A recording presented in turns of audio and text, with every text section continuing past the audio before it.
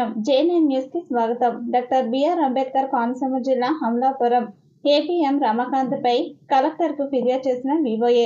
Doctor BR Ambedkar Konaseema జిల్లా ముమ్మిడివరం నియోజకవర్గం పోలవరం మండలం పాత ఇంజల గ్రామ కాపురస్తులైన కాశీ కుమారి గత 6 సంవత్సరాల నుంచి వివోఏగా పనిచేస్తున్నానని, శ్రీనిధికి సంబంధించిన డబ్బులు ఏపీఎం బాల రమాకాంత్ వాడుకున్నారని, ఉన్నతాధికారులకు ఫిర్యాదు చేశాననే నెపంతో నన్ను వేధింపులకు గురి చేస్తున్నారని కలెక్టర్ ప్రజా అర్జీ ఫిర్యాదుల పరిష్కార వేదికలో ఫిర్యాదు చేశానని తెలియజేశారు.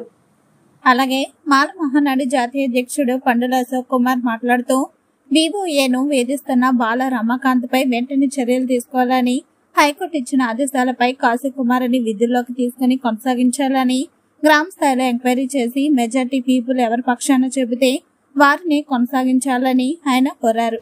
నేను శ్రీని డబ్బులు వాడుకున్నారని నేను ఫిర్యాదు చేయగా అతను నా మీద కక్ష సాధించి చుట్టుపక్కల నీకు జాబ్ ఉంటుందని నన్ను వేధిస్తున్నాడండి, బ్లాక్మెయిల్ చేస్తున్నాడండి. న్యాయం చేయాలని కోరుకుంటున్నాను.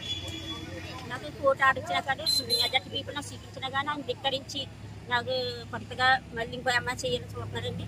కోర్టు ఆర్డర్ కూడా ఇదిగోండి నాకు న్యాయం చేయాలని అటుకోవాలని. ఇక్కడ ఈరోజు దోమ పీడి గారిని పాతింజరం దోమకు సంబంధించిన వివోఏ కాశీ కుమారి గారి విషయమై డిఆర్టీఏ పీడి గారిని కలవడం జరిగింది. ఏంటంటే కాశీ కుమారి అనే ఆవిడ నిజాయితీగా అక్కడ వివోఏగా చేస్తుంది.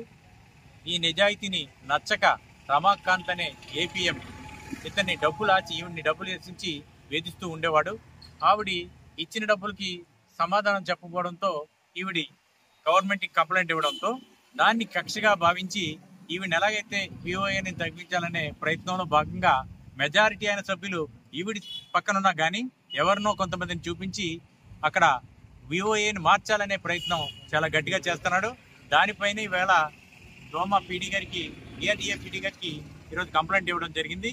ఆ విషయంలో రమాకాంత్పై చర్య తీసుకోమని కూడా మేము కోరడం జరిగింది.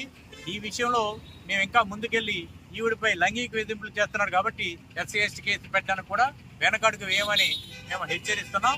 అలాగే ఆవిడికి న్యాయం జరగాలని మీరు నిష్పాక్షపాతంగా చేయగలిగితే ఒక న్యూట్రల్ ఆఫీసుని వేసి అక్కడ ఎవరు బలాలు ఎంతో తేల్చి అక్కడ డ్రామా సభ్యులందరూ కూడా అక్కడ గ్రూప్ సభ్యులందరూ కూడా ఈవిడ్ని కోరితే ఈవిడ్ని కంటిన్యూ చేయండి, లేకపోతే ఈవిడ్ని తీసేయండి అని కూడా మీరు నిష్పక్షంగా చెప్పడం జరిగింది. ఎందుకంటే అక్కడ గ్రూప్ సభ్యులందరితో కూడా మేము కూడా మాట్లాడడం జరిగింది. వారందరూ ఏకాగ్రీవంగా ఈవిడ్నే కోరుకుంటున్నారు. కాబట్టి ఒక రమాకాంతే తన ఆర్థికంగా లావాదేవీల కారణంగా ఈవిడ్ని వ్యతిరేకిస్తున్నాడు. అటువంటి రమాకాంత్ని ఆర్థిక నేరం కింద అతనిపై కేసు మేము పెట్టబోతున్నాం. అలాగే లైంగిక వేధింపులు మరియు వేధింపులపై ఈవిడ్ని ద్వారా కూడా ఎస్సీ ఎస్టీ కేసు పెట్టబోతున్నామని కూడా రమాకాంత్ హెచ్చరిస్తున్నాం. ఇటువంటి పనులు మానుకోకపోతే ముందు చాలా వేరేగా ఉంటుందని మేము ఏ యాజిటేషన్ కన్నా సిద్ధంగా ఉంటామని హెచ్చరిస్తున్నాం. ఈ విషయాన్ని డిఆర్టీఏ పీడీ గారు కూడా మేము చెప్పడం జరిగింది. ఇంకోటి ఏంటంటే హైకోర్టు ఆర్డర్ ఒకటి ఈ అమ్మాయి పేరున ఇవ్వడం జరిగింది. హైకోర్టు ఆర్డర్ను కూడా నల్లిఫై చేసి హైకోర్టు ఆర్డర్ను ధిక్కరించి నిన్న ఓబీలోనూ బ్యాంక్కి వెళ్ళి మార్చడానికి ప్రయత్నించారు. నేను అడిగితే ఓబీలు నేను ప్రయత్నించలేదు, మార్చలేదు అన్నారు. కానీ అక్కడ బ్యాంక్ మేనేజర్ గట్టిగా చెప్పడం జరిగింది, ఇతను వచ్చే ఓబీలను మార్చడం జరిగిందని కూడా చెప్పడం జరిగింది. అది కూడా మాకు ఎవిడెన్స్ ఉంది కాబట్టి అతనిపై చర్యకు మేము అతి త్వరలోనే ఉపక్రమిస్తామని తెలియజేస్తున్నాం. జై భీమ్.